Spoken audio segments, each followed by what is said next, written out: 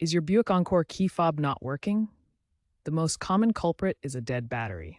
This video provides a straightforward guide to replacing it yourself, saving you time and money. For 2017-2022 Buick Encore models, you'll need a small flathead screwdriver or key fob opener tool and a CR232 battery. First, locate the notch or seam on the fob.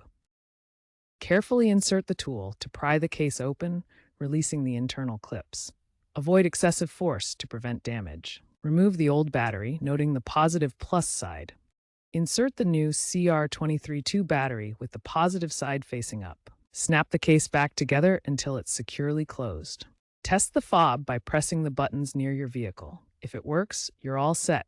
Remember, working in a static-free environment is crucial to avoid damaging electronics. First, double-check that the battery is installed correctly with the positive side facing up. Use a high-quality battery from brands like Energizer or Panasonic for reliable performance. Next, inspect the battery contacts for corrosion, which appears as green or white buildup. If present, gently clean the contacts with isopropyl alcohol and a cotton swab to restore electrical connection. If the fob case was difficult to open, carefully inspect the internal components for damage to the clips or circuit board. Avoid excessive force during opening to prevent breaking the fob. The fob may need reprogramming after a battery replacement. Try cycling the ignition key from off to on 8 to 10 times within 10 seconds. Then test the remote buttons near the vehicle.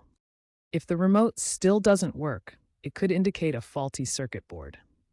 Take it to a dealership for professional reprogramming, which typically costs $50 to $100. For 2020 and newer Encore models, consider using GM's digital key feature through their app, allowing smartphone-based access without needing the physical fob. For additional guidance, consult online forums like Reddit's r/Buick or YouTube tutorials specific to Buick Encore key fobs for visual instructions and community troubleshooting tips.